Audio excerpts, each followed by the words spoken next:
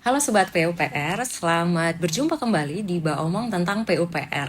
Ruang ngobrol seru, santai, tapi penuh informasi seputar pembangunan infrastruktur di daerah kita. Bersama saya Hanu Fatmah yang akan memandu obrolan kita selama beberapa menit ke depan. Nah Sobat PUPR, kalau kita berbicara mengenai Nusa Tenggara Timur, ada salah satu topik yang sangat krusial, yaitu air. Nah, air ini bukan cuma soal kebutuhan dasar di dapur kita, tapi air juga merupakan urat nadi ketahanan pangan, pertanian, hingga kesejahteraan masyarakat Nusa Tenggara Timur. Nah, sejalan dengan program besar Asta Dasa Cita, Gubernur Provinsi Nusa Tenggara Timur dan Wakil Gubernur Nusa Tenggara Timur, khususnya pilar ketujuh tentang pemenuhan infrastruktur dasar seperti air, Dinas PUPR terus bergerak di lapangan. Nah, beruntung sekali Sobat PUPR, di studio hari ini sudah hadir sosok dirijen di balik pengelolaan sumber daya air kita. Nah, langsung saja kita sapa. Ada Kepala Bidang Sumber Daya Air, Bapak Insinyur Formensius Paju STMSI. Selamat datang, Bapak. Oke, selamat pagi buat Kakak Hanum yang kami hormati. Iya. Nah, juga hadir Bapak Kasih Pelaksanaan, yaitu Bapak Thomas Saga ST. Selamat datang, Bapak. Selamat pagi. Iya. Nah, Bapak Frumen dan Bapak Thomas, terima kasih sudah hadir, luar biasa sekali. Sudah menyempatkan hadir untuk di podcast kita pada hari ini di sela-sela kesibukan yang padat. Nah, mungkin langsung saja, mungkin pertanyaan pertama ke Bapak Frumen dulu. Nah, Bapak, kalau kita berbicara tentang sumber daya air, nah ini sepertinya Sobat PUPR belum begitu tahu. Ini sumber daya air sebenarnya omong tentang apa sih Bapak? Apakah tentang mata air kah? Apa omong tentang irigasi kah? Atau bendungan kah? Nah, mungkin bisa Bapak jelaskan. Oke, terima kasih ya Kak Hanum. Jadi pada prinsipnya pertama kita bicara tentang sumber air, kita berbicara tentang pengelolaan itu sendiri. Jadi pengelolaan sumber air itu sebetulnya merujuk pada 5 pilar, ya, 5 pilar atau fondasi dalam pengelolaan sumber air. Yang pertama itu ada konservasi sumber air. Ya. Kemudian ada daya pengendalian terhadap sumber air, kemudian daya rusak, kemudian sistem informasi terhadap pengelola sumber air sendiri, dan partisipasi dari masyarakat dan pihak swasta. Nah, dari 5 pilar ini tentunya kalau kita kaitkan dengan tadi yang Kakak Hanum sampaikan itu, bahwa secara nasional program pemerintah pusat, ya, Bapak Presiden Prabowo dan Wakil Presiden Bapak Gibran itu ada Asta Cita. Ya.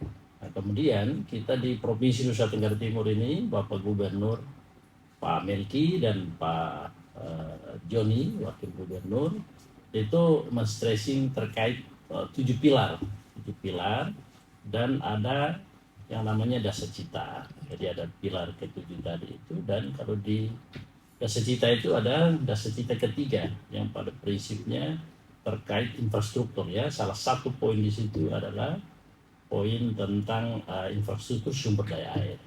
Jadi pengelolaan sumber daya air yang sebetulnya dalam konteks tadi program pemerintah pusat, kemudian pemerintah daerah dalam konteks hari-hari ini, ya, Iya, kalau iya. isunya berkaitan dengan ketahanan pangan dan ketahanan air.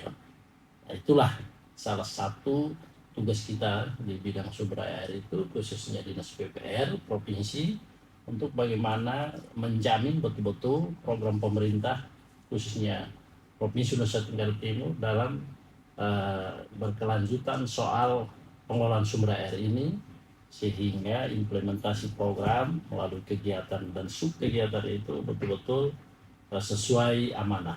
Jadi mungkin secara garis besarnya seperti itu ya Kak Hanum. Jadi soal kegiatan kita, subkegiatan di bidang itu dalam konteks infrastruktur sumber air itu mulai dari pengelolaan wilayah sungai. Wilayah sungai ada di dalamnya das dari area sungai. Kemudian itu nanti ada kegiatan yang terkait dengan sektor irigasi, begitu. Kemudian ada keterkaitan dengan pengelolaan air baku atau bersih melalui sumur bor. Nah, itu beberapa poin-poin penting secara komprehensif tentunya yang kita sampaikan. Pertama, kalau bicara tentang tadi itu, kalau di wilayah sungai ada DAS. Kita di Nusa Tenggara Timur ini beberapa wilayah sungai yang merupakan kewenangan kita. Ya, ada dua, ada wilayah sungai Flores Timur, Alor, Lembata. Gitu. Kemudian ada wilayah sungai Sumba. Gitu. Itu merupakan kewenangan pemerintah kita ya, yang kita kelola melalui Dinas PUPR. Kalau wilayah sungai yang kewenangan pusat yang dikelola oleh Kementerian PU melalui Balai Besar Wilayah Sungai itu ada wilayah sungai Flores, ada wilayah sungai Benanain, dan ada wilayah sungai Dalmina. Jadi semua pengelolaan sumber daya air itu di wilayah sungai, nanti intervensi kegiatan itu di sungai tersebut. Begitu. Jadi itu beberapa gambaran kalau di sungai. Nah, kalau di hilirnya ada irigasi. Gitu. Nah, kalau irigasi itu sendiri di bidang kita mengelola ada 42 daerah irigasi kewenangan provinsi dengan luas total 60.348. Begitu. Begitu pula yang ada di kewenangan pusat ada 26 daerah irigasi, itu luas bakunya ada 106.000 hektar. Kalau kewenangan kabupaten itu ada 2020 dengan luas totalnya kurang lebih 173.000 lah. Jadi mungkin itu gambaran besarnya ya terkait pengelolaan sumber daya air, tugas dan tanggung jawab kami di bidang sumber daya air. Jadi begitu Kak Hanum. Iya, baik Bapak. Nah, tadi disebutkan juga program dan subprogram dari bidang sumber daya air. Nah, mungkin ke Bapak Thomas dulu. Bapak mungkin bisa menjelaskan ke kita untuk tahun 2026 ini, untuk program dan subprogram dari bidang sumber daya air itu apa saja, Pak? Baik, terima kasih. Untuk subprogramnya yang ada ini untuk sementara kegiatan operasional dan pemeliharaan irigasi, OP embung dan OP hidrologi. Itu yang ada di program cascading kita yang sudah dibagi ke 51 staf untuk memantau keberadaan aset kita yang sudah terbangun, bagaimana ketersediaan airnya dan pemanfaatannya. Data-data hidrologi itu pun berapa banyak stasiun hidrologi yang ada di WS pusat maupun kewenangan provinsi. Jumlah data hidrologi itu kita buat dalam peta DAS. Manfaatnya adalah untuk memantau iklim, cuaca, dan curah hujan yang ada terhadap daerah irigasi kita dan kebutuhan air di embung yang sudah kita bangun. Yang berikut tentang ketersediaan atau yang sudah dibangun sumur bor.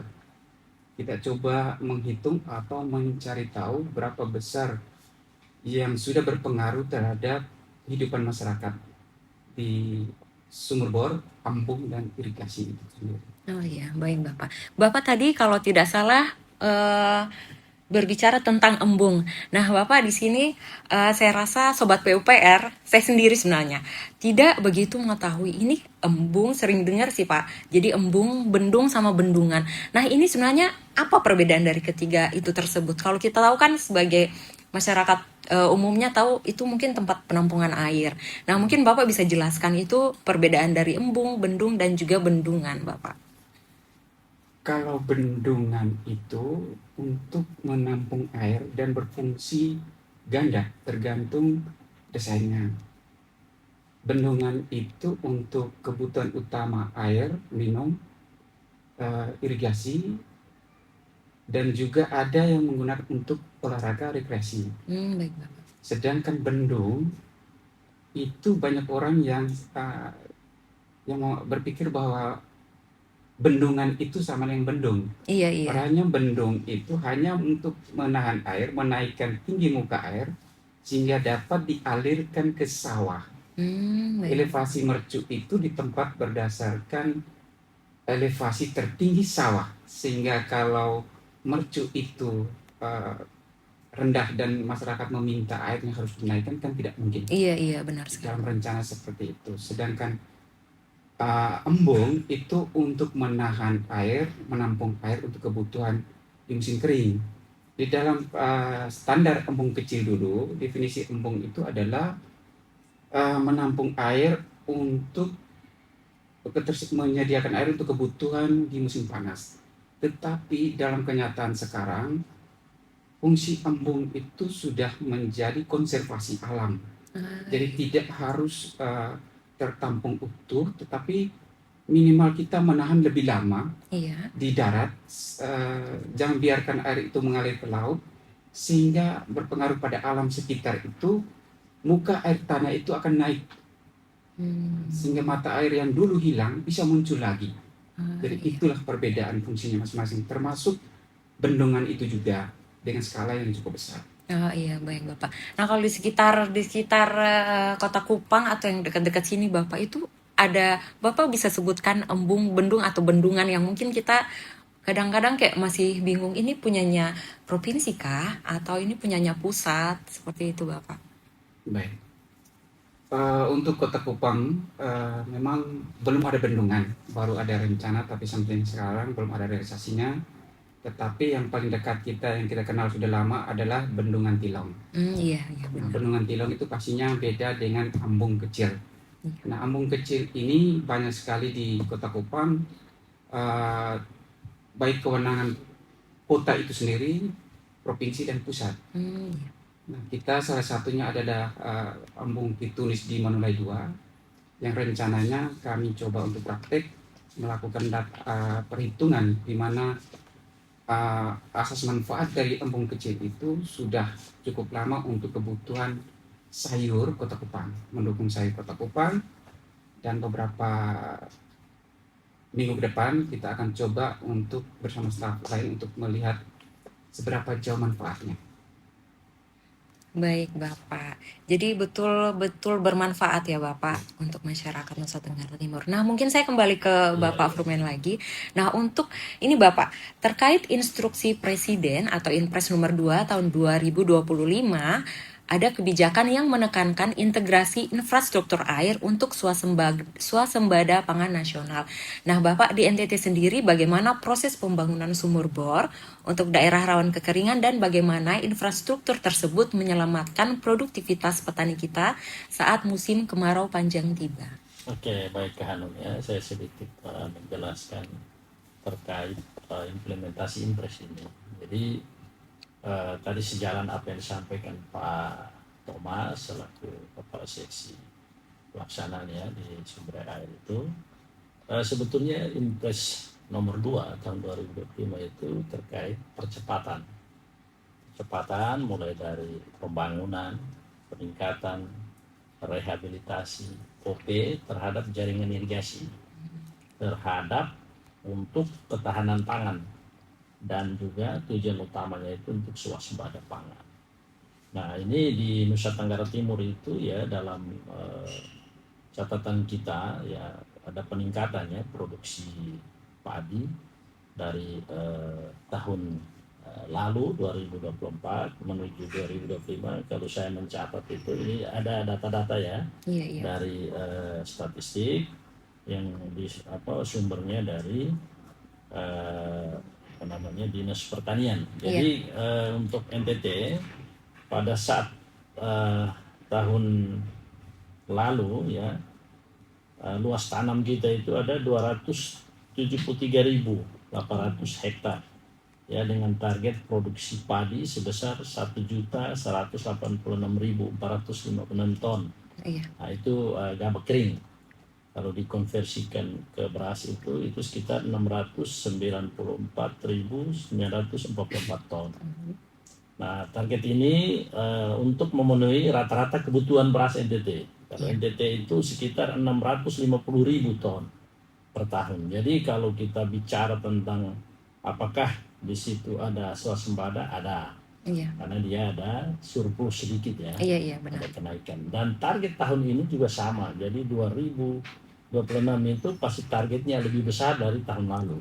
Iya. Maka secara nasional itu kita termasuk NTT memberikan kontribusi terhadap swasembada pangan, khususnya beras di Nusa Tenggara Timur. Nah, untuk konteks Inpres ini ya lagi-lagi memang perintah Presiden agar semua sektor irigasi itu untuk mendukung yang namanya swasembada pangan ini harus dilakukan intervensi. Tadi itu percepatan pembangunan, Iya. peningkatan OP. Dengan apa? Ya dengan pertama memperbaiki ya, mulai dari bangunan utama, bendung, jaringan irigasi sekunder, primer, itu tanggung jawab PUPR. Iya. Nanti masuk di tersier itu sampai ke petak sawah itu tanggung jawab pertanian. Iya. Mulai dari Kementerian Pertanian sampai Dinas Pertanian, Provinsi, Kabupaten, Kota. Nah, tugas kita ya di 2 tahun terakhir ini, tahun lalu kami sebagai pemerintah daerah ya, kita Dinas PUPR itu menyusun yang namanya data readiness kriteria. Iya. Nah, readiness kriteria itu ada apa kan? Di situ kita mendesain ya, mulai dari survei investigasi desain dan detail engineering design. Jadi menyiapkan data-data desain secara detail ya di daerah irigasi yang merupakan kewenangan kita. Tadi ada 42 itu, Iya. 42 daerah irigasi dengan luas total baku 60.328.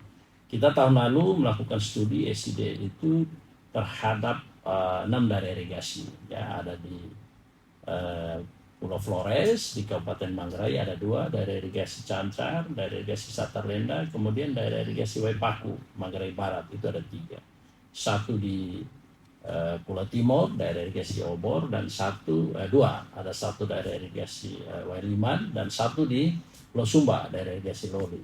Iya. Kita sudah melakukan studi, ya, sudah ada data kemarin sudah dilakukan verifikasi ya oleh Balai Besar Wilayah Sungai NT2, sudah juga verifikasi akhir oleh Kementerian PUPR melalui Dirjen SDA di Jakarta secara online ya, tentunya secara daring kami sudah melakukan verifikasi. Dan ya puji Tuhan ya, untuk sementara kita dari 7 itu kita ada sekitar 5 ya, iya. untuk yang memenuhi syarat ya secara administrasi tadi, pemenuhan data readiness kriteria.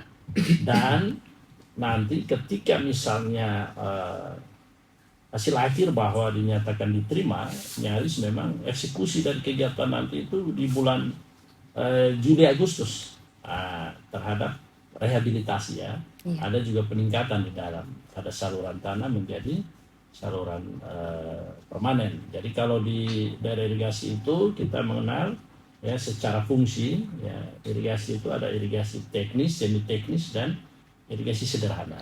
Iya. Nah, kita rata-rata irigasi itu masih semi teknis, di mana bangunan utama, bendung, saluran primer sekunder sudah dibangun ya, bangunan kalau kita pasangan batu ya. Iya. Nah, gitu. Kalau balai punya itu kewenangan pusat sudah ada juga secara konstruksi, secara wireless, struktur beton. Kalau kita masih pasangan batu, nanti terhadap beberapa daerah irigasi itu ditingkatkan. Ada yang masih saluran tanah menjadi semi teknis, dan semi teknis menjadi permanen. Jadi itulah tujuan dari Inpres ini. Iya, ya. Jadi jaringan yang rusak diperbaiki dalam rangka untuk memenuhi namanya IP. Iya. Ada istilah di pertanian ya, kalau kita di SDA juga memahami itu. Jadi ada indeks pertanaman. Jadi IP itu harus naik. Iya. Rata-rata kita di NTT itu IP itu 150. 150 itu artinya kita di masa tanam 1 itu ada pembagian ya, klaster klasifikasi. Ada masa atau musim ya, Iya. tanam 1, tanam 2, tanam 3. Nah, itu biasanya masa tanam 1 itu di musim tahun basah, itu musim hujan. Nah, nanti peralihan itu sekitar 4 bulan. Iya. Jadi setelah itu masuk masa tanam 2 itu masih tahun normal, ada sedikit basah, sebagiannya sudah kering. Iya. Nah, itu biasanya tanamnya itu tidak semua. Karena apa? Karena kondisi debit air saat itu sudah mulai turun. Nah, itu biasanya sebagian dari total luas fungsional itu lahan sawah itu ditanami sebagian padi dan sebagian oleh palawija, bisa Ya. kacang-kacangan, bisa jagung, sorghum. Iya. Nanti di MT3 masa tanam ketiga itu nanti itu biasanya air sudah sangat-sangat kritis. Iya. Nah, itu biasanya yang mendapatkan air itu cuma di hulu yang dekat bendung dan itu paling ditanami palawija. Jadi itu gambaran dari impres itu. Jadi kita sudah menyiapkan data kita, sudah lolos tingkat nasional, tinggal menunggu nanti kontraknya itu biasanya dalam impres itu pekerjaannya itu dilakukan secara penunjukan langsung dan swaklola. Dan itu dikerjakan langsung oleh BUMN nanti di bawah Danantara. Jadi kita menunggu saja, kami sudah berkoordinasi dengan Bapak Kadis dan Bapak Gubernur soal impres ini untuk Provinsi Nusa Tenggara Timur. Catatannya Kak Hanum, jadi tahun lalu itu impres ini ada di 12 kabupaten di NTT. Ada 15 daerah irigasi dengan total nilai kontrak itu 105 miliar. Itu dikerjakan oleh BUMN PT Adhikaya. Begitu. Jadi gambarannya begitu Kak Hanum kalau impres ini. Gitu. Oke, baik Bapak. Nah, tadi Bapak Thomas melanjutkan dari apa yang dikatakan oleh Bapak Frumen tadi mengenai impres itu ada kita melakukan memastikan apa yang sudah dibangun ini dapat dirawat seperti itu Bapak. Nah, menurut data di sini Dinas PUPR Nusa Tenggara Timur sukses membangun 182 unit embung dari tahun 2008 hingga 2021. Nah, menurut saya itu angka yang luar biasa ya Bapak. Nah, dengan aset sebanyak itu Bapak, bagaimana strategi dari bidang SDA untuk memastikan operasi dan pemeliharaan ini berjalan optimal Bapak, jadi agar bangunan-bangunan tersebut tidak terbengkalai?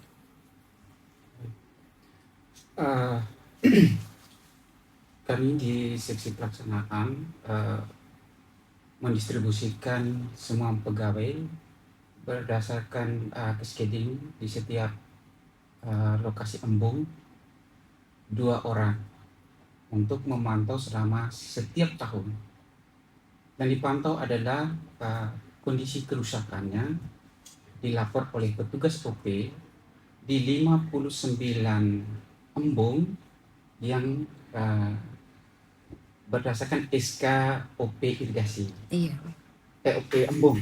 OP embung itu ada 59 embung di mana mereka harus melaporkan setiap minggu kondisi air, ketersediaan air sejak awal sampai pemanfaatannya, kerusakan seperti apa dilaporkan, dan kami rencana membuat aset itu dalam bentuk program Avenza sehingga berkoordinat dan di foto setiap minggu minimal dalam sebulan 2 kali laporan.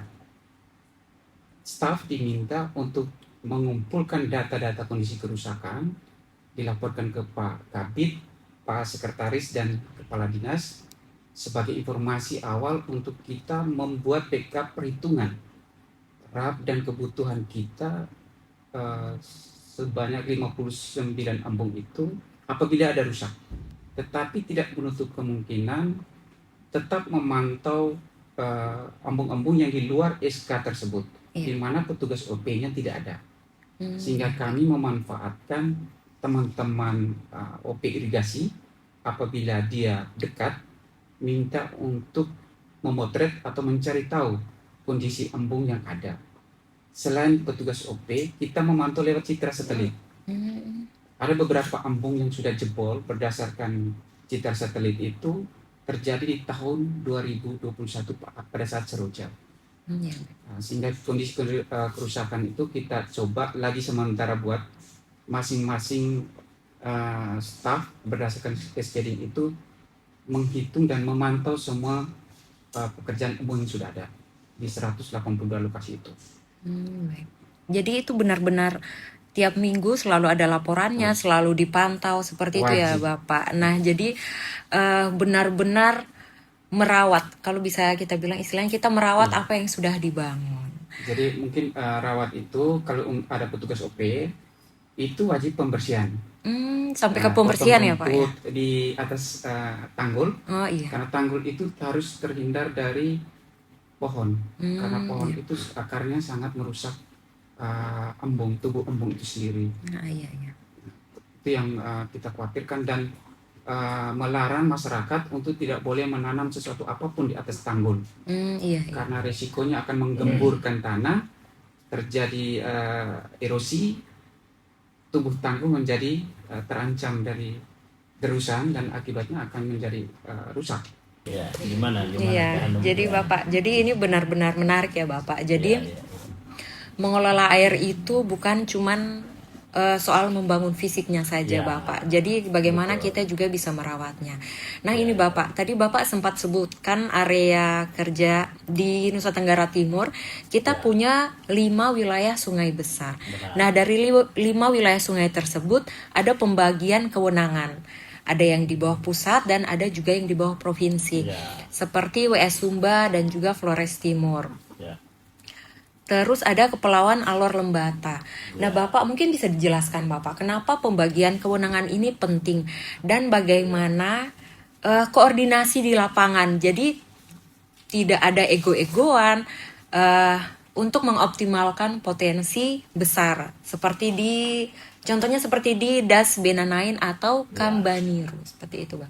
Oke, terima kasih. Yang seperti tadi ya di awal saya sampaikan, memang secara regulasi ya di Undang-Undang PSDA ya, nomor 17 tahun 2019 tentang sumber daya air ya, turunannya itu ada di Permen PUPR terkait status ya, kriteria kewenangan wilayah sungai, itu ada di nomor 4 tahun 2015. Jadi di Nusa Tenggara Timur itu ada 5 wilayah sungai. 3 itu merupakan kewenangan pengelolanya oleh Kementerian PUPR melalui Balai Besar Wilayah Sungai NT2. Itu ada wilayah sungai Nelmina, Benanain, itu ada di Pulau Timur. Iya. Nah, kemudian satu di Flores Daratan. Iya. Nah, kalau Nelmina itu hulunya ada di Mutis TTS. Iya. Hilirnya itu sampai di Kota Kupang dan sebagiannya itu ada di Rote Sabu. Nanti dalam wilayah sungai itu yang tercatat ya di kita itu ada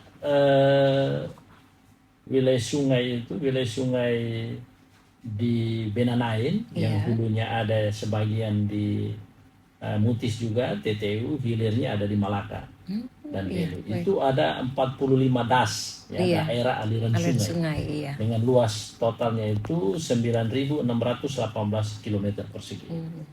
Nah di situ ada das tadi, daerah sungai atau yang biasa kita sering sebut itu sungai-sungai ya. Iya. Nah, sungai itu yang terbesar itu Sungai Benanain. Iya. Sungai Benanain itu salah satu hulunya itu di Bendungan Temer. Nah itu luasnya itu sekitar 3.158 km persegi. Begitu pula Nelmina itu kalau das yang terbesar itu Nelmina itu sendiri. Kalau kita lewat menuju TTS itu kita lihat di Takari, Batu Putih, ya itu sungai itu. Oh iya Nah, Bapak. Iya, kalau ke sana pasti lewat situ ya. Iya. Itu yang paling besar untuk Nelmina, das Nelmina. Iya. Nah, ada das-das kecil lagi di Kota Kupang atau di Kabupaten Kupang, ada Noel Nun Kurus, Noel Besi, das Manikin dan lain sebagainya. Nah, kalau kita di Nusa Tenggara Timur tadi mengenal 3 ya. Iya. Kita punya itu pertama das wilayah sungai Flores Timur Kepulauan. Iya. Alor Lembata. Iya. Jadi di Flores Timur itu kan ada pulau-pulau ya. Ada Pulau Adonara, Pulau Solor. Nah, itu Pulau Adonara Solor itu yang masuk dalam Kabupaten Flores Timur. Dasnya itu kewenangan kita. Oh Provinsi iya. Nusa Tenggara Timur ya, pengelolanya melalui kita, tambah plus Lembata dengan Alor. Iya. Nah, kemudian Pulau Sumba itu kita punya. Lalu di Sumba itu kita punya dasnya itu berjumlah 467 das. Iya. Das yang terbesar itu salah satunya yaitu Kambaniru. Iya, Tadi das baru Kambaniro, iya. disampaikan oleh Kak Hanum. Kemudian di Lembata itu Alor, Flores Timur Kepulauan ada 1195 das. Dasnya kecil-kecil, Iya, begitu, tapi jumlahnya sangat banyak. banyak. Jadi kalau tadi apa yang disampaikan itu kalau pengelolanya ya masing-masing berdasarkan kewenangan.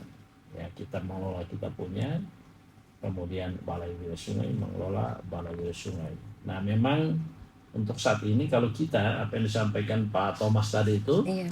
jadi di lapangan kita ada petugas. Nah, petugas OP sebetulnya ya terhadap irigasi ada OP namanya PPA dan POB. Iya. Petugas pintu air dan petugas operasi bendung. Kalau di sungai ada namanya petugas observasi ya, observer hidrologi. Jadi dia memantau nanti kalau di sungai itu ada bangunan kita, alat yang kita pasang itu untuk mengukur elevasi ya, tinggi muka air. Tinggi muka air, Itu iya. dia catat secara kontinu. Nanti setiap akhir tahun dia kumpulkan data. Nanti kalau ada di daerah irigasi dan embung dia mencatat ada pos hujan. Iya. Pos hujan kita ada di beberapa daerah di Nusa Tenggara Timur, terutama di wilayah sungai kewenangan kita. Dan teman-teman petugas itu kita kontrol ya, Pak Thomas yang mengontrol secara rutin ya, harus dalam 1 minggu mengirimkan foto kerja, Iya. mengisi format. Nah, memang untuk saat ini akibat efisiensi ya, Iya. jadi belum maksimal ya, belum optimal betul, dan mudah-mudahan ke depan karena kata kunci pengelola sumber daya air itu berbasis daripada data-data hidrologi. Iya. Hidrologi inilah yang cikal bakal dari pertama mendesain, melaksanakan infrastruktur di bidang sumber daya air. Tanpa hidrologi, data hidrologi yang kuat itu kita nyaris tidak bisa ya Pak Tom ya. Karena apa? Ya dalam konteks mendesain salah satu saat tadi ya, Iya. kita bicara bendungan itu untuk menentukan dimensi, kemudian nanti fungsinya untuk apa. Pertama yang kita harus lakukan itu menghitung yang namanya debit. Debit. Debit air. itu nanti didapat dari mana? Data-data hidrologi. Data hidrologi itu data dari pos hujan, Iya. baik itu pos hujan darat ya, yang kita punya BWS atau BMKG, juga data-data pos hujan dari satelit. Ada namanya iya, GPM, Iya. Global Precipitation Measurement. Jadi itu data-data terkait data hidrologi yang kita pakai biasanya untuk mendesain nanti apakah embung, bendungan, sama yang tadi disampaikan oleh Pak Thomas itu embung. Iya. Nah, begitu. Itu gambarannya bahwa beberapa poin-poin penting terkait tadi soal wilayah sungai, kira-kira korelasinya seperti apa.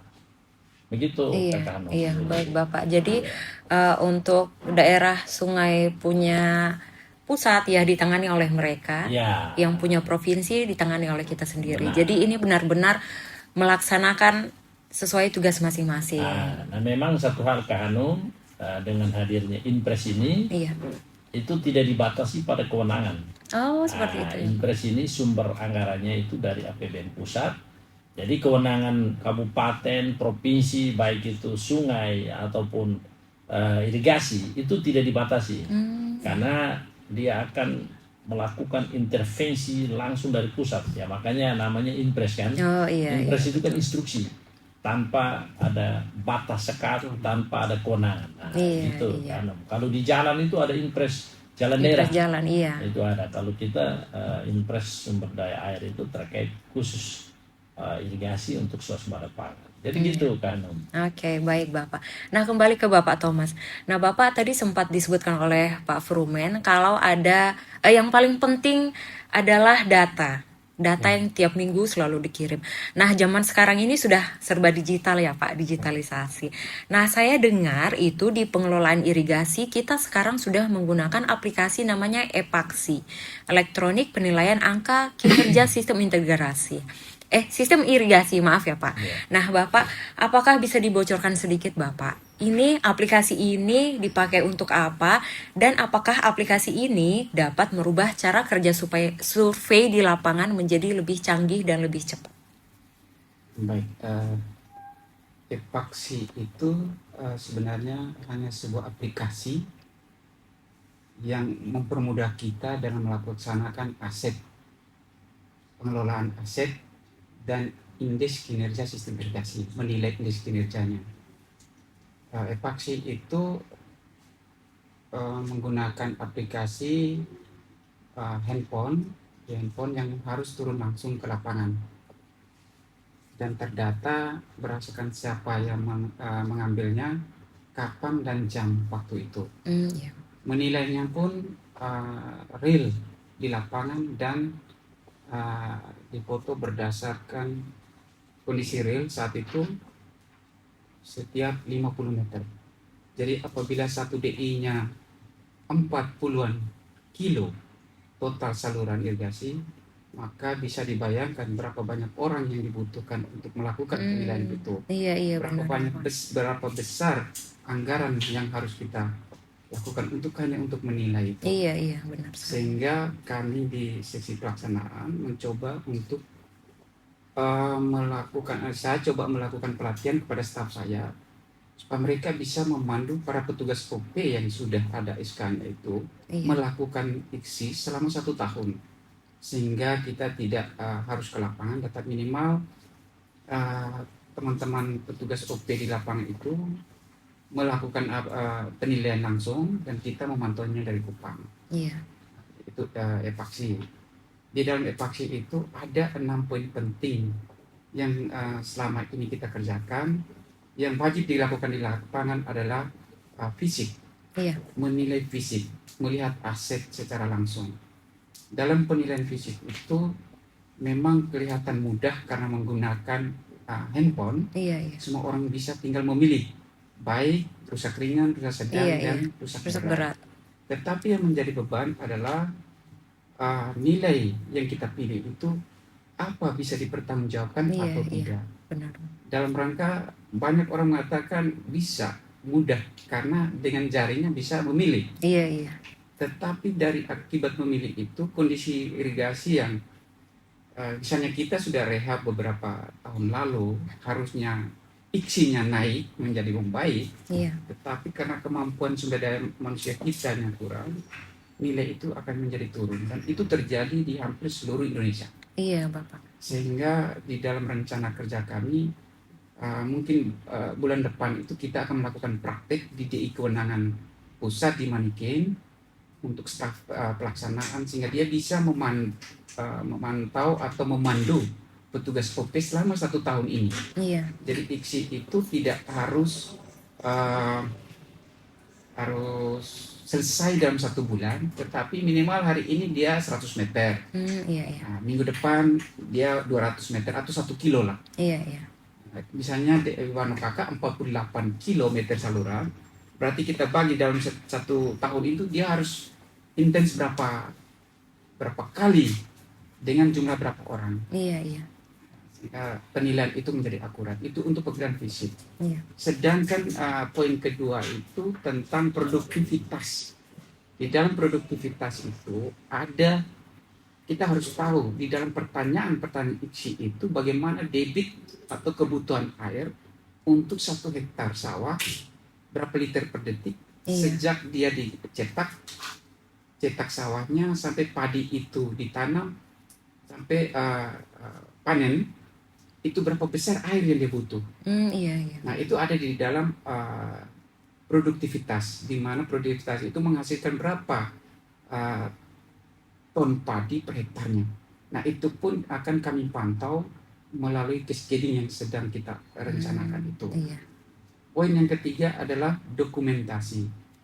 Di dalam IKSI itu penilaian dokumentasi terdiri dari adakah gambar build terbangun, atau skema jaringan ada di kantor UPTD itu, skema jaringan, skema bangunan, jenis-jenis bangunan yang ada di dalam aset itu.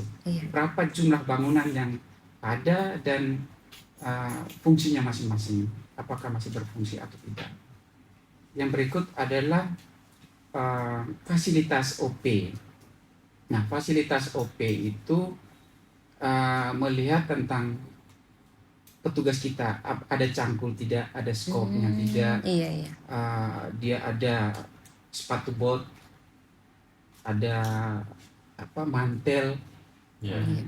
Yang kami lakukan kemarin dengan Pak Kadit ke Malaka dan Bendungan Pilong, Iya. itu fasilitas OP di mana mantel center untuk dia lakukan operasi irigasi, pintu-pintu irigasi Iya. dan bendung. Apakah ada atau tidak, Iya. itu pun ada nilainya Untuk mendukung kegiatan irigasi. iya, betul. Di bagian itu lagi ada organisasi personalia. Yang kelima itu organisasi personalia. Di dalam organisasi personalia itu berbicara tentang peraturan daerah ada tidak. Iya. Itu pun dinilai perdanya kapan. Iya. Ada komisi irigasi hidup tidak. Komisi irigasi ada hidup dan berfungsi dengan tupoksinya atau tidak. Iya. Nah, yang terakhir itu adalah kelompok tani. Kelompok tani di kita itu P3A, GP3A dan IP3A. Iya. Nah, P3A itu berasal dari kelompok tani di mana menjadi kewenangan Dinas Pertanian, yaitu namanya Poktan. Kelompok tani adalah orang-orang masyarakat pemilik lahan yang ada di seputaran jaringan irigasi itu. Nah, 6 poin penting itu yang menentukan berapa besar indeks kinerja kita. Nah, untuk sementara NTT rata-rata kita masih di bawah 60% atau OP, yaitu angka 43% indeks kinerja kita. Oh iya. Masih sangat-sangat membutuhkan anggaran dan pemantauan rutin. Iya, Bapak. Mungkin itu garis besarnya. Nah, Bapak tadi sempat disebutkan untuk memberi penilaian pada saluran irigasi ada rusak berat, rusak ringan, dan lain-lain. Nah, menurut saya itu pastinya harus memiliki pengetahuan yang lebih mendalam untuk penilaian itu. Nah, apakah ada cara-cara atau mungkin dari bidang sumber daya air sendiri untuk mendukung pengetahuan dari petugas irigasi tersebut, Bapak? Jadi menilainya jangan salah seperti itu. Memang saya bersyukur karena dengan tahun ini 2026 ini ada cascading. Iya. Di dalam cascading itu salah satunya adalah IKSI, Indeks Kinerja Sistem Irigasi, di mana kami hampir setiap minggu untuk sementara staf saya lagi di ruang rapat. Iya. Kemarin kita coba belajar menggambar dan lain-lain, termasuk nanti menilai. Iya. Ada beberapa pertanyaan secara fisik. Kalau untuk poin 2 sampai 6 itu kita di kantor. Iya. Produktivitas padi itu kita berdasarkan data. Tetapi fisik itu pengamatan di lapangan. Iya. Menilai itu pun banyak orang berpikir bahwa angka nilai itu menentukan uang. Tidak. Iya. Indeks itu hanya persen pembobotan saja. Iya. Dia tidak sampai pada DED. Tetapi yang dinilai itu apakah saluran itu, profil saluran itu terpenuhi sesuai rencana atau tidak. Iya. Jangan sampai meluber. Air terlalu besar meluber. Kalau dia meluber berarti tidak sesuai rencana. Iya. Perlu dilebarkan. Lagi. Jadi dalam rehabilitasi itu apakah perlu pembongkaran total atau melebarkan dengan salah satu sisi. Apabila profilnya berkelebihan, itu pun teman-teman yang menilai itu harus paham bahwa sebelum berangkat itu kita harus pegang skema jaringan.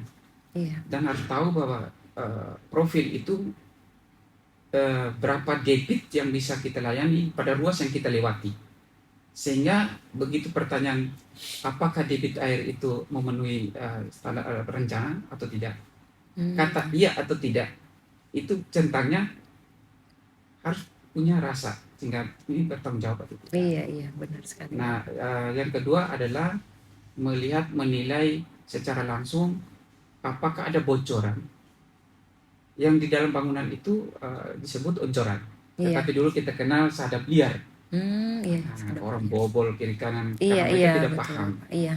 Tetapi sebenarnya bukan mereka tidak paham, mereka butuh air cepat, tidak menunggu Iya. melalui pintu dengan jaringan tersier yang ada. Sehingga berapa jumlah bobol yang kita nilai, itu harus paham bahwa staf ini harus tahu dari 50 meter, setiap 50 meter itu dimensinya berapa besar lubang yang dibobol, Iya. berpengaruh terhadap 50 meter itu berapa luas. Sehingga bobot yang kita nilai itu adalah sekian persen. Nah, kalau dihitung fisiknya seperti itu. Tetapi epaksi ini, dia membuat aplikasi dengan harapan bahwa yang melakukan IKSI itu adalah orang-orang yang mahir, Iya. orang-orang yang mampu dan tahu, ahli Iya, di bidang itu. Bukan sekedar kita kasih turun untuk biar jadi foto-foto, tidak. Iya, betul. Tapi itu satu tanggung jawab ke depan yang sangat rumit, dan sebenarnya itu perlu kami di SDA bersama Pak Kabit tahun ini saya coba untuk melakukan pelatihan. Iya. Jadi ada jadwal cascading itu, kami ada jadwal pantau dari Januari sampai sekian, itu kumpulkan data kerusakan. Dari kerusakan itu pun kami bisa menilai bahwa ada kerusakan di sana secara manual. Kami dari Kupang kita bisa tahu, ada manualnya, Excel-nya. Iya. Kita bisa memilih ruas ini dilaporkan kondisi jebol, Iya. patah, berarti ini kondisi rusak.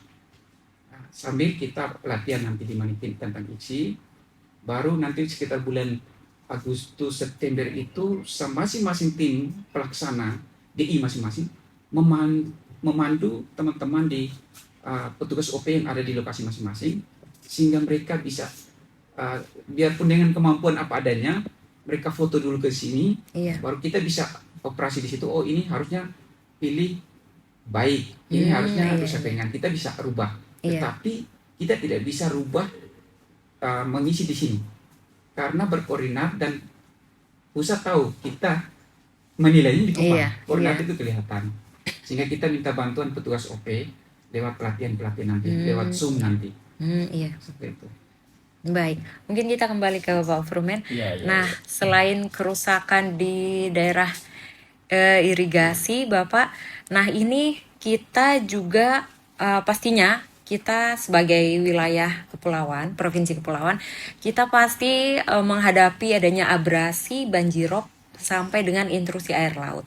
Nah, Bapak, ini bagaimana bidang sumber daya air itu dapat menyeimbangkan antara pembangunan fisik seperti bangunan pengaman pantai dengan pendekatan alam seperti rehabilitasi mangrove. Oke, terima kasih ya. Memang di bidang kita ya sumber daya air, beberapa tugas tanggung jawab ya berdasarkan kewenangan yang kita lakukan ya, selain di sektor irigasi kewenangan ada di sungai, kita juga diberi tugas tanggung jawab terkait bagaimana wilayah batas pantai gitu ya. Iya. Dalam konteks ya kita bukan mengintervensi soal nanti bagaimana kira-kira air laut itu tidak masuk ke darat ya, yang iya, tadi benar. disampaikan kalau ada banjir air laut. Nah, itu yang kita lakukan ya berdasarkan kita punya wilayah kewenangan tadi itu, pantai-pantai kita bangun konstruksi seperti desain breakwater begitu. Jadi ada bangunan pemecah satu gelombang sehingga tidak mengakibatkan terjadinya abrasi ya di sepanjang pantai gitu. Jadi ada klasifikasi sempadan sungai, ada juga sempadan pantai.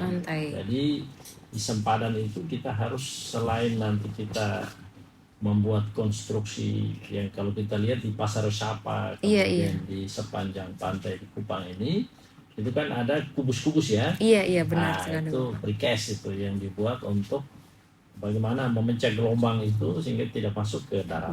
Selain juga memang dalam konteks pengelolaan sumber daya air ini khususnya di pinggir pantai dengan di sungai, kita lakukan konservasi sebetulnya. Itu yang saya sampaikan di awal tadi, ada satu pilar utama ya. Iya. Ada konservasi sumber daya air. Salah satunya ya kita juga memang harus istilahnya menghijaukan ya, melakukan tanam pohon. Iya. Salah satu kalau di pantai tadi itu mangrove. Namun memang selama ini ada forum ya, forum bersama yang dikenal dengan nama TKPSDA. Iya, Jadi TKPS. TKPSDA itu Tim Koordinasi Pengelolaan Sumber Sumber daya. Air. Nah, memang salah satu tugas ya terkait konservasi itu tugas bersama. Jadi gotong royong. Jadi ada unsur pemerintah kita, ada non pemerintah, non Iya. government. Di situ ada LSM, masyarakat, komunitas-komunitas pecinta sungai atau pantai. Jadi dalam forum-forum tersebut ya, melalui kita biasa bersidang 1 tahun 2 kali itu. Kalau di provinsi ada namanya TKPSDA Wilayah Sungai Nelmina, Flores, dan Benanai. Nah, yang kita sudah mau bentuk ini wilayah Sungai Sumba, Flores Timur, Kepulauan Aro Lembata. Tujuannya itu bergotong royong ya melalui kolaborasi, koordinasi, dan sinkronisasi ya. Iya. Semua unsur pemerintah dan non pemerintah untuk mengintervensi salah satunya sungai dan sepanjang pantai dengan konstruksi kalau dari kita, kemudian dari non pemerintah bisa menanam pohon. Iya, Nah, benar. salah satu mangrove di pantai. Dan di beberapa pantai ya, komunitas-komunitas peduli pantai dan sungai sudah lakukan.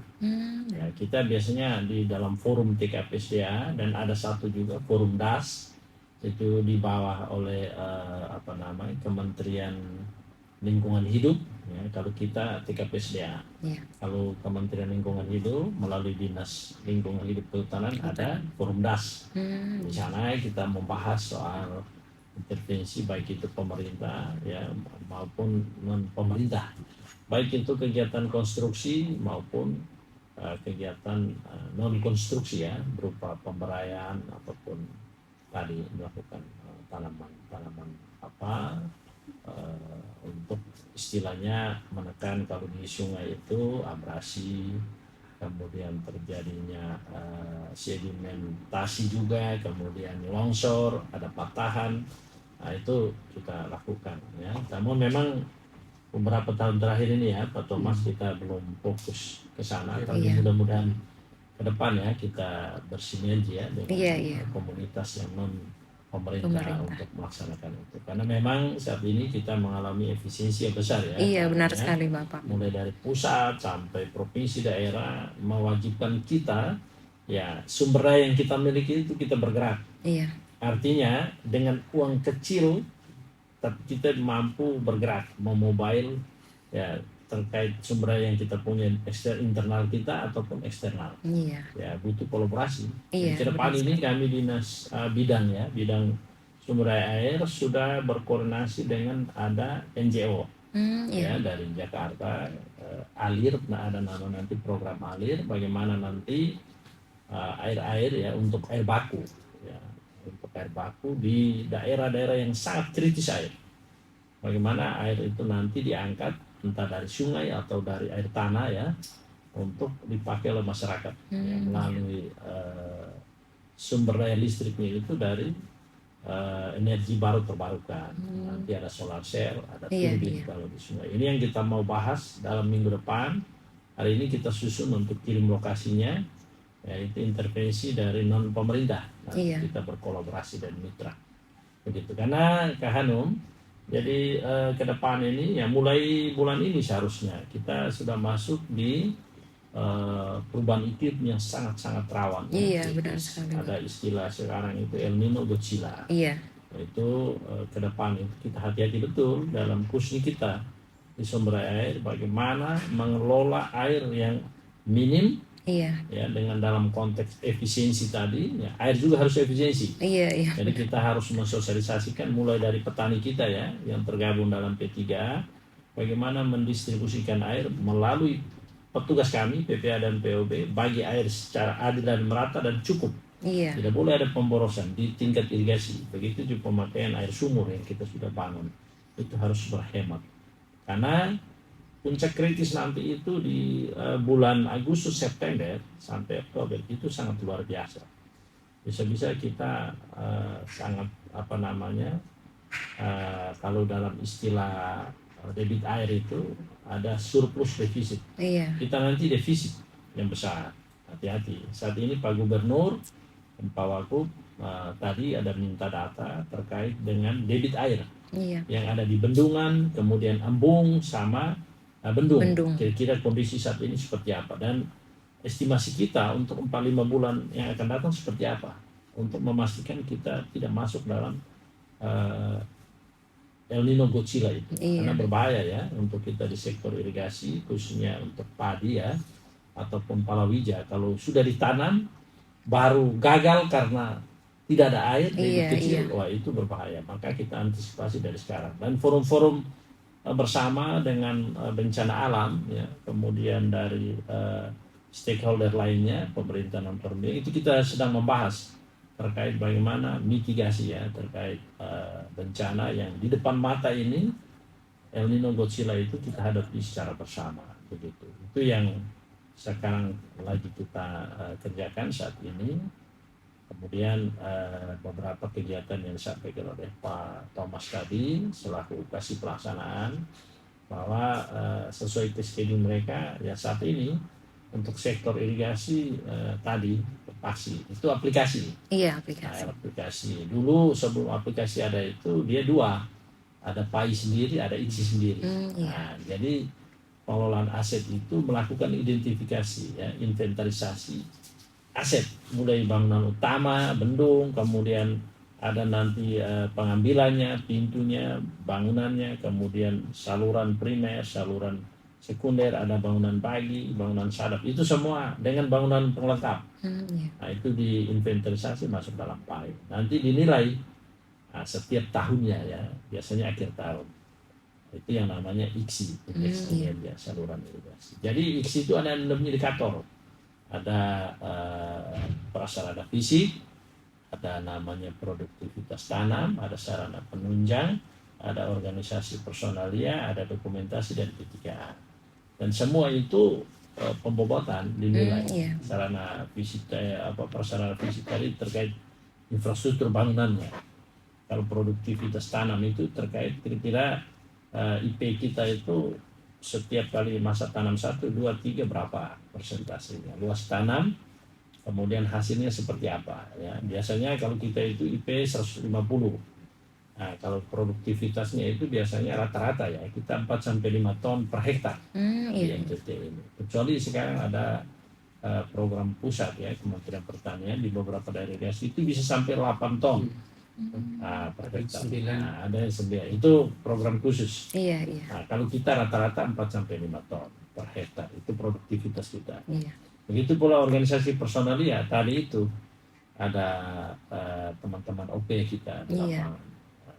Itu harus ada kantornya. Sarana penunjang itu yaitu ada kantor pengamat, kantor juru, kemudian ada motor harusnya. Iya. Begitu pula dengan dokumentasi. Jadi setiap kegiatan itu harus didokumentasikan dengan jelas. Dan P3A. Nah, kata kunci kita ya, kita kalau di PUPR itu untuk urusan lapangan itu selain petugas OP kita dibantu oleh P3A. P3A itu ya petani pemakai air. Dia yang mendistribusikan air. Kalau di pertanian ya namanya Poktan. Nah, jadi itu urusannya dengan pupuk, kemudian bibit. Nah, begitu. Jadi ada 2 urusan. Kita di sekunder primer bangunan utama kita punya mitra P3A. Pertanian dinas itu Kementerian Pertanian dinas, kemudian mitranya Poktan. Nah, kalau di lapangannya kita petugas PPA, POB, juru pengamat, mereka punya PPL. Nah, tapi kita bermitra. Karena dalam suatu daerah irigasi itu ada yang namanya daerah irigasi dan sistem irigasi. Daerah irigasi itu berbicara tentang wilayah. Sistem ini berbicara tentang wilayah dan manusia. Nah, manusia itu yang kelembagaan. Ada komisi irigasi yang menjembatani antara kita dengan petani, dengan P3A, dengan pertanian, dengan semua unsur yang ada di daerah irigasi tersebut. Jadi gambarannya begitu. Iya, baik Bapak. Ini penjelasannya sudah sangat komplit. Bapak mungkin terakhir sebagai penutup untuk Bapak Frumen dan Bapak Thomas, apa pesan dan juga harapan untuk masyarakat Nusa Tenggara Timur, untuk Sobat PUPR, khususnya untuk generasi muda? Jadi bagaimana kita menjaga keberlangsungan sumber daya air kita, untuk masa depan. Ya, ya. Pak Thomas dulu, silakan. Silakan. Nanti saya terakhir. Ya, boleh Bapak.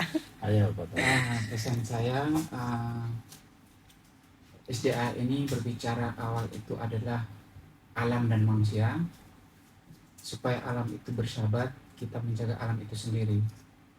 Menjaga jangan merusak ketersediaan bangunan-bangunan apapun, fasilitas infrastruktur yang untuk menyediakan air itu dijaga, alamnya dijaga sehingga perubahan iklim itu tidak berpengaruh buruk buat kita. Untuk anak muda, seperti yang disampaikan Pak Kabid bahwa SDA itu berbicara tentang daerah irigasi, daerah aliran sungai, das, wilayah sungai. Terlebih das di mana itu apabila rusak hutannya, apabila rusak sungainya, akan berpengaruh terhadap iklim dan curah hujan. Kita di NTT dengan curah hujan yang minim, terlebih di timur, diharapkan untuk bisa menjaga lewat perbanyak tanam pohon dengan organisasi kemahasiswaan atau organisasi SN lainnya. Iya. Untuk lebih memperbanyak, karena sangat menakutkan sekali apabila di kutub utara itu esnya sudah makin membeku, air lautnya makin naik setiap tahunnya. Untuk mengurangi, kita berusaha untuk tetap menjaga alam yang ada dengan menanam, dan kami dari dinas untuk tetap memantau dan menghidupkan kembali hidrologi yang menjadi dapur dari pembangunan, bukan hanya di PU tapi seluruh kegiatan pembangunan itu ada di hidrologi, di mana dia ditempatkan di das-das untuk memantau curah hujan, banjir, cuaca dan iklim. Sehingga mohon untuk manfaatkan waktu dan hidup ini dengan berbuat baik, dengan menanam yang lebih banyak. Iya. Terima kasih. Iya. Untuk Bapak Ya, Proman sendiri? Oke, terima kasih ya ke Anumia. Pak Thomas tadi sudah menggambarkan ya. Kalau kita memang untuk sumber air ini pesan untuk generasi muda ya. Sebenarnya generasi ini terbagi dalam klaster banyak ini. Iya. Kalau muda ini ada yang mulai dari generasi milenial, Gen Z, kemudian generasi beta yang terakhir. Nah, mungkin memang saat ini ya, khususnya isu terkait tadi dalam konteks kita perubahan iklim, ya, kemudian dalam konteks visi misi kebangsaan ataupun pemerintah daerah, ada ketahanan pangan, ketahanan air, ketahanan energi. Ya, ketiga-tiganya itu tidak bisa akan bertahan. Nah, Iya. begitu ya. Terkecuali dengan apa? Ya, dengan tadi pesan-pesan penting untuk generasi semualah. Jadi terutama generasi muda itu berhemat ya dalam memakai yang namanya energi dan air. Iya. Misalnya di rumah ataupun kantor.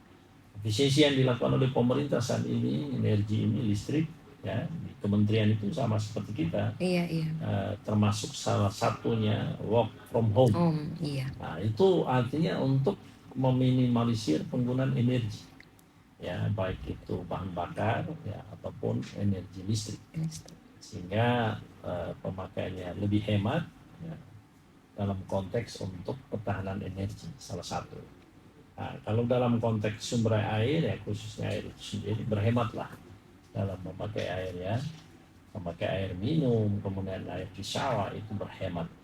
Karena erat kaitannya bahwa seperti yang disampaikan oleh rekan saya tadi, Pak Thomas, di perubahan iklim ini salah satu faktor ya yang utama itu ya global warming ya, bagaimana di Samudra Pasifik ya kalau kita ya mengalami drastis perubahan iklim. Iya, iya. Ya, kalau perubahan iklim saat ini El Nino Godzilla itu artinya permukaan air ya, suhu air di yang paling dekat kita di Pasifik bagian selatan itu mengalami suhu peningkat Meningkat itu berakibat kita nanti di Asia, khususnya kita di Asia Tenggara, Indonesia di bagian barat dan timur tengah itu pasti akan berkepanjangan musim kemarau. Iya, Nah, itu berakibat fatal. Makanya istilah sekarang yang sering disampaikan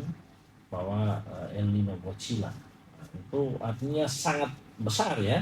iya. Nah, istilah kalau mau bilang itu hiperbola ya. Iya, Yang tadinya El Nino itu kan kalau kemarau puncak panjang iya, ya. Tapi Godzilla itu kan hewan ya, iya.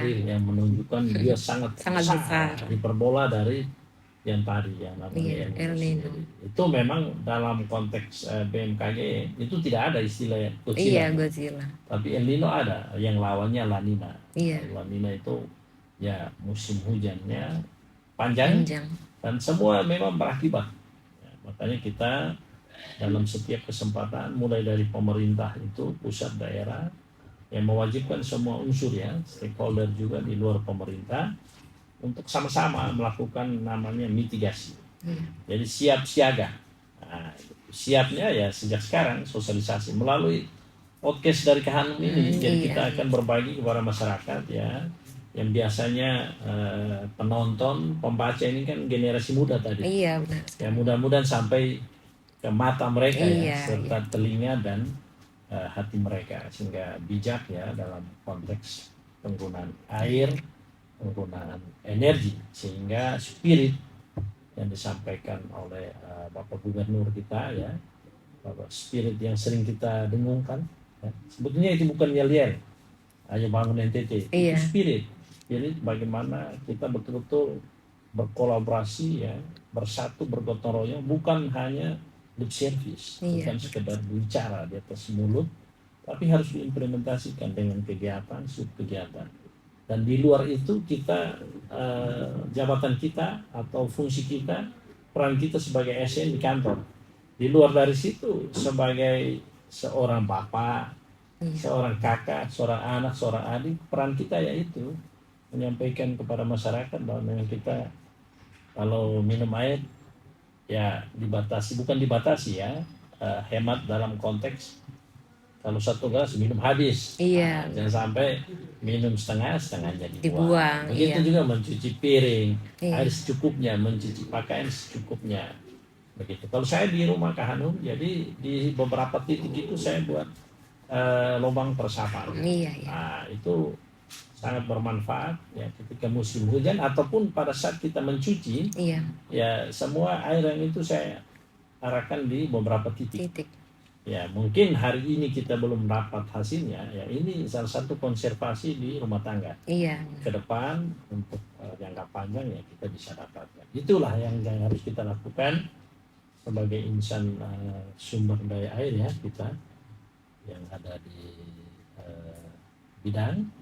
Ya, kami akan terus melakukan hal-hal serupa ya untuk bersama membangkitkan rasa bagaimana di bidang SDA itu berkolaborasi dalam urusan pekerjaan dan menyampaikan pesan kepada masyarakat ya lewat kerja kita. Begitu kan. Iya. Jadi Sobat PUPR, kesimpulan dari obrolan seru kita hari ini adalah urusan sumber daya air ini bukan cuman tanggung jawab dari Dinas PUPR semata, tapi ini juga merupakan panggilan kolaborasi untuk kita semua. Jadi kalau kita menjaga air, kita tidak hanya mendukung ketahanan pangan saat ini saja, tapi kita juga menyelamatkan masa depan generasi Nusa Tenggara Timur tercinta. Terima kasih Bapak Frumen dan juga Bapak Thomas sudah berbagi ilmu, pengetahuan, informasi di waktunya yang sangat berharga pada podcast kita hari ini. Sehat dan sukses selalu untuk Bapak berdua dan juga tim bidang sumber daya air. Baik Hanum dan teman-teman. Terima kasih untuk Sobat PUPR yang setia menonton dan mendengarkan obrolan kita dari awal sampai akhir. Jangan lupa untuk terus dukung pembangunan infrastruktur di daerah kita dengan cara merawat apa yang sudah dibangun. Saya Hanum Fatma, pamit undur diri. Sampai jumpa di episode podcast Omong tentang PUPR selanjutnya.